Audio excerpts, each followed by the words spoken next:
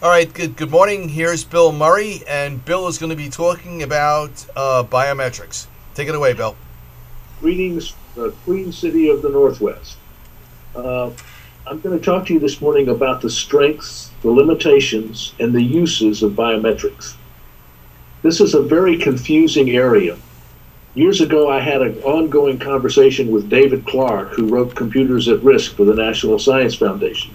David Clark from MIT, David Clark of the Clark-Wilson papers.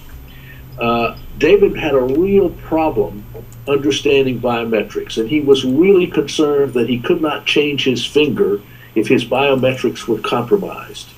And I'm getting to the point where I thought he understood it, but a couple of weeks would go by and he was anxious again. He'd lost it in his head. So it's a very confusing area. Last week at last week's INFRAGARD meeting, it appeared to me as though there was at least one person in the audience who was afraid that if people could not keep the references for her biometrics secret, that her identity would be compromised forever. And she was really quite anxious about it. The confusion results in part from what we know about passwords. We confuse passwords and biometrics in a way that gets us into difficulty in understanding. So what I'd like to do this morning is contrast for you, compare and contrast for you, biometrics and passwords. So, like passwords, one cannot go from the stored reference to what one must enter. Remember that we store passwords in an encrypted form so that the guys who have custody of them, even if they look at the encrypted form, can't figure out what it is that you would have to enter in order to satisfy the authentication scheme. Like passwords, biometrics are vulnerable to replay attacks. One of the big difficulties we have with passwords is that if I learn your password, I can play it over and over and over again. Sometimes I don't even have to know it myself. I just have to have the capability to record it and replay it. Like passwords, biometrics may be vulnerable to brute force attacks. But unlike passwords, they're not vulnerable to exhaustive attacks. We know what the size of the password space is, and we can try every possible password. The size of the biometric space is closer to infinity. And while you might be able to brute force it, luckily, one time, you're not going to be able to repeat that. Unlike passwords, biometrics, well, for most purposes, we say brute force and exhaustive as though they are synonymous, but they really aren't. You can't exhaust the biometric space, but you can, in fact, try brute forcing it. Unlike passwords, biometrics are not likely to be forgotten. And unlike tokens, they're not likely to be left behind. I'm going to use my favorite biometric for the rest of this discussion because I think it's a very helpful one and helps us to understand it. My preferred biometrics is the visage, the face. I like it for a couple of reasons. I like it because most computers today come equipped with cameras that can collect it, and a general purpose camera works very fine for this purpose. I like the visage because it's the only biometric that can be reconciled by non-experts. Think about fingerprints. You have to have an expert to do fingerprints. Actually, one of the things we've learned about fingerprints is the experts are much more fallible than we thought they were. Think about DNA. DNA is an excellent biometric.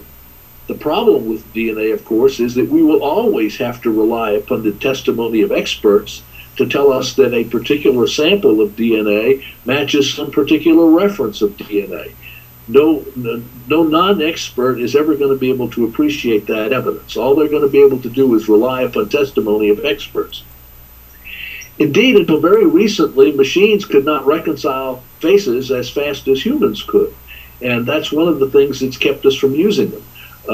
But we're getting really close. On August 24th, the IEEE Spectrum had a headline that read, "Google Goggles does not do facial recognition." Now, I don't know if you're familiar with Google Goggles or not, but Google Goggles is an application that you can point at any object, and Google will tell you what the object is.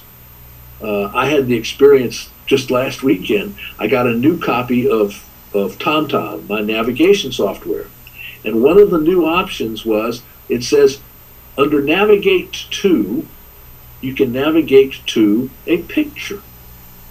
So I looked through my photographs. I found a picture taken when my niece was going off to camp. Her bus left from in front of the Metropolitan Museum of Art. So I told TomTom, navigate to this photograph, the picture of the Metropolitan Museum of Art. And faster than you could say Google goggles, it had identified that location as being on Fifth Avenue in the 80s. Well, Google goggles does not do facial recognition. It just recognizes places and things. But the key word is does, because Google goggles can do facial recognition, and it does it very, very well. For privacy reasons, they're not doing it, but they've demonstrated the capability to do it. They can take an arbitrary face and identify it against an arbitrary database and do it in about 6 seconds. So facial recognition is something that we can be using. It is now fast enough. It is now accurate enough. We just can't do it in an open situation, because it can be a compromise of somebody's privacy. Unlike passwords, biometrics do not rely upon secrecy. They don't have to be changed simply because the reference is disclosed. Say that again. Biometrics do not rely upon secrecy to work. Biometrics work because, and only to the extent that, they are difficult to counterfeit. Now, I'm sure that you've all heard fingerprints don't work, because students at Johns Hopkins demonstrated the ability to recover a latent fingerprint, picking it up using gummy bears and playing it back to a fingerprint scanner and fooling the fingerprint scanner. But that's a demonstration. It's not exactly and necessarily a compromise. But we know that there is a limitation to biometrics to the extent that I can replay them. While the fundamental vulnerability of passwords are replay and disclosure, the fundamental the fundamental vulnerabilities of biometrics are replay and counterfeiting. These vulnerabilities are limitations on the effectiveness of the mechanism rather than fatal flaws. What we must ask of any implementation is, how does it resist replay and counterfeiting? Remember that fundamental vulnerabilities are things that we have to compensate for when we do implementations. Since biometrics share a vulnerability with passwords, that is to replay, passwords plus biometrics does not qualify as strong authentication. For strong authentication, we have to have a mechanism that resists replay. I'll save that discussion of strong authentication for another slow news week. Next week, I'll be coming to you from the Admiral's Club at LaGuardia. I look forward to it. Thank you, Bill. Hey, listen, before you leave, let me just